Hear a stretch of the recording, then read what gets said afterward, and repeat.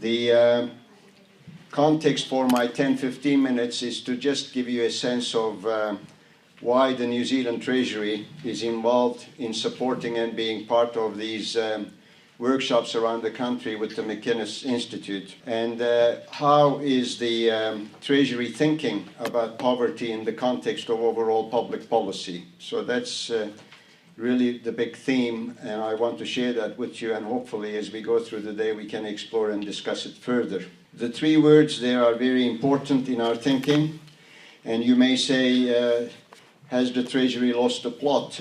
We thought that all they do is to hold the purse and make a decision as to whether somebody gets dollars or not. That's absolutely one of our roles. We are the Ministry of Finance, and we do try to make sure that the money that's collected from the taxpayer is well spent to deliver good social, economic, and environmental outcomes. But we also have a role as the stewards, as our minister keeps reminding us, sitting above the politics, looking 40 years ahead, as we have to do under the law of the land once every 4 years, and say what are the big issues facing New Zealand, and how do we frame policy in a way that will address those issues. We are just going through that process right now. Last time, in 2013, we called that exercise Affording Our Future, and we said what are the big pressures that are coming on the budget, as it were, that we need to deal with, and we spent a lot of time on aging and related retirement income and health pressures. This time, going around the country, we left the canvas much broader and more open and asked the communities what their issues are looking 30, 40 years ahead as mothers, fathers, young people, and so on, businesses as well. And the issues emerging are absolutely environmental issues, poverty issues, inequality, and a lot of social and economic issues as well. What we do is to frame policy in the following way. We say the role of public policy is to help people live the kinds of lives they have reason to value. In other words, the bureaucrat's role is not to judge. It's about recognizing that different people want to live different lives and saying what is the role of public policy in that particular context, and how can we help people live the lives they want to live without interfering and judging that. So the conclusion tentatively we come to is to say public policy's role is to create the capabilities and opportunities for people to live the kinds of lives they have reason to value without reaching any judgment. How do you close the square or the circle and then turn it into practical things? Well, what helps us is if we are good at one thing, we are good at analysis. We are not good at solving any problems, but we are good at looking at the broad picture and analyzing. So what we do know from a lot of global work is now that there is no doubt that the focus of public policy needs to be on well-being.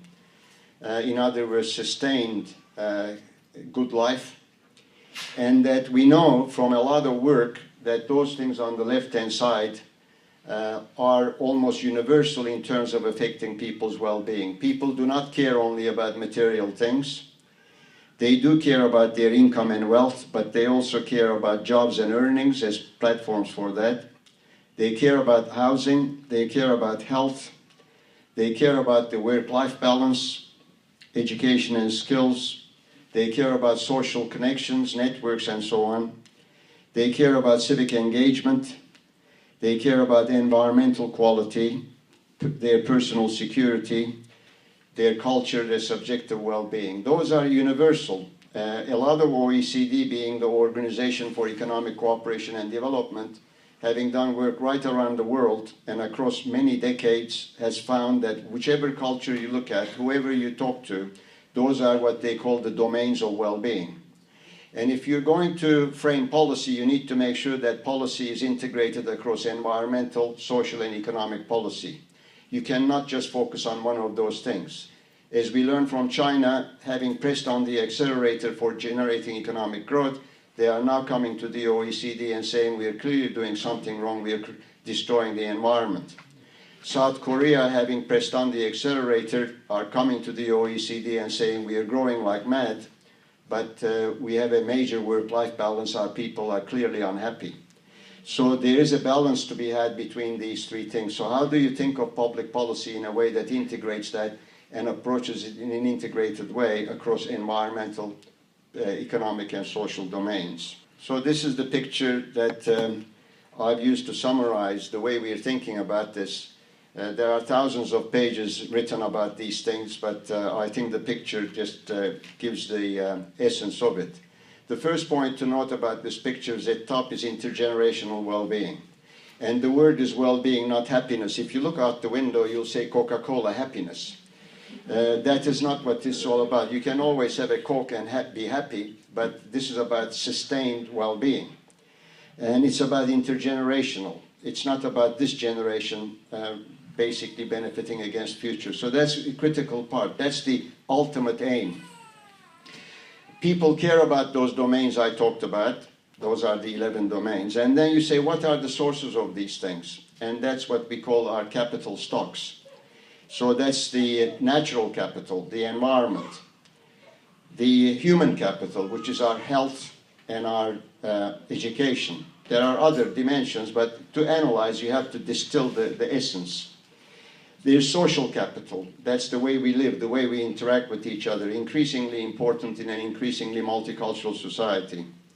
And then there's economic capital, which is your infrastructure, your machinery, and your finance. So the question is, how do you actually use these things to generate sustained well-being, and in doing so, make sure that it's sustainable, and what's the role of public policy in that context? So the framing are the kinds of things that public policy needs to be aware of as people live the lives they value. So we need to be very aware of resilience to major systemic issues, for example, earthquakes, cybersecurity, environmental dangers, social dangers. And the role of the center of the public sector is to make sure that as people living their lives, we build the infrastructure that makes us resilient to various kinds of shocks that this country is exposed to. We need to make sure that we have social cohesion in an increasingly diverse society and invest in it. We need to make sure everything we do is sustainable so that as people are trying to create wealth or whatever, they don't destroy the environment. Only an overreaching sort of looking from the top government can actually start seeing the patterns emerging in terms of unsustainable behavior. We need to care about equity, not only across society, across generations, and we need to increase the potential for the economy. So that's the framing of the way we think about these things. And I'm very happy to be insulted about this, but that's the way we are at the present moment, and it's evolving as we go through and we talk with people. Where does poverty come into the picture then? Well, if you define poverty as exclusion, and you go back to my point, it's about creating the opportunities and capabilities to live the kinds of lives they have reason to value.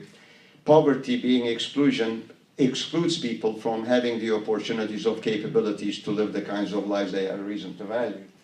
So that's what brings us to our investment approach. And we say we need to invest in people at early stages of their lives and invest in natural capital and invest in all kinds of other things to make sure that it's sustainable. And one of these, of course, is the people.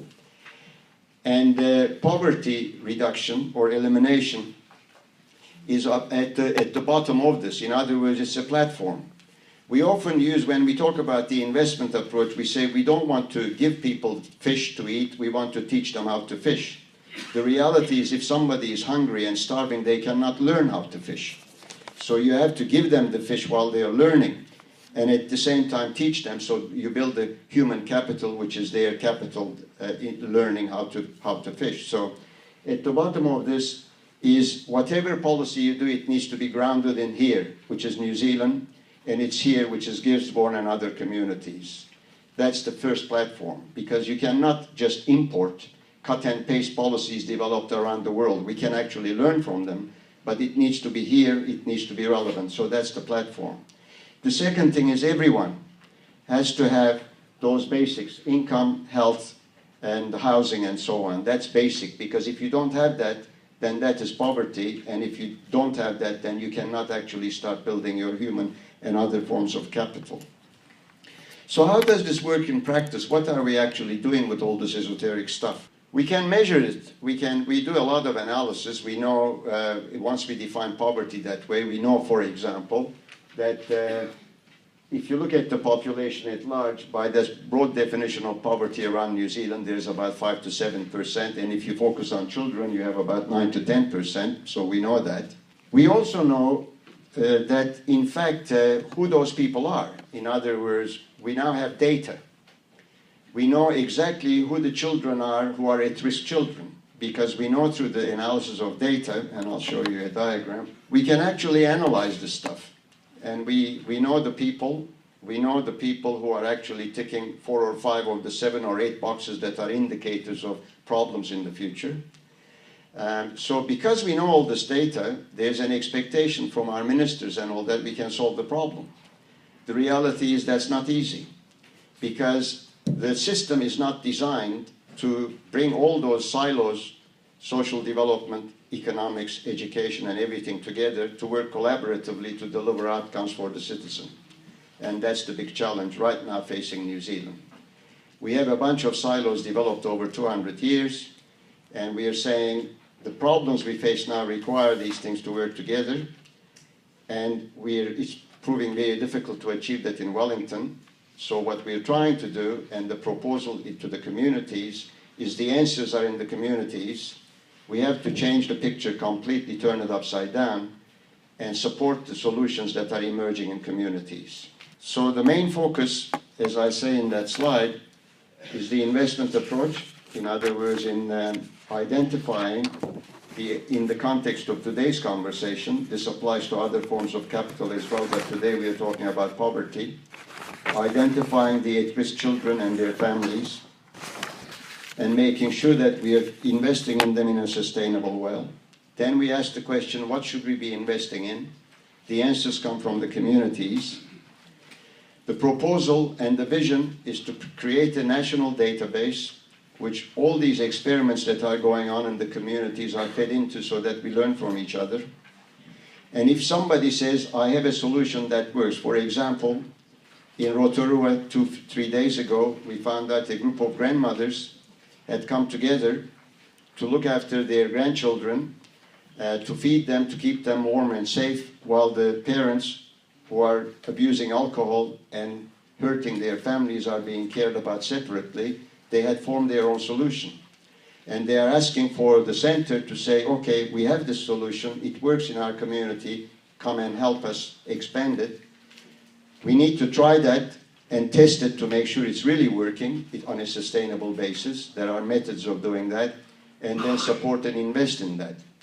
In Christchurch, we have the Canterbury Youth Development Program, working with 20 families, children and their families.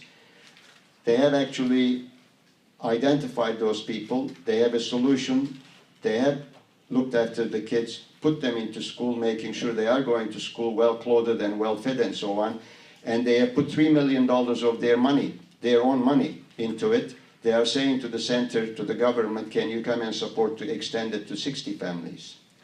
In Auckland, Debbie Sorensen, the Chief Executive of Pacifica Futures, working to her community, talking to them. There are 5 or 6 things they want to focus on in order to change the lives of people, such as housing, such as clothing and so on, very practical things. And she has contracted out for outcomes. She says, I'm accountable, I will deliver these outcomes, give me some money. If I don't deliver it, then take the money back. And the government is supporting that. So I want to leave you with the message that the purpose of public policy is sustained well-being. We are aware that you need to approach it in an integrated environment, social economic ways. In reality, the answers will come from the communities. The government, the central government, can only play a supporting kind of role. So if these kinds of gatherings are going to add value, it needs to get real, have very concrete proposals that we can collectively put to the government and say, look, it's working. What we need to do is for you to support it. Come to the party as an equal partner, not to tell us what to do, but to support us in solving our own problems. Thank you.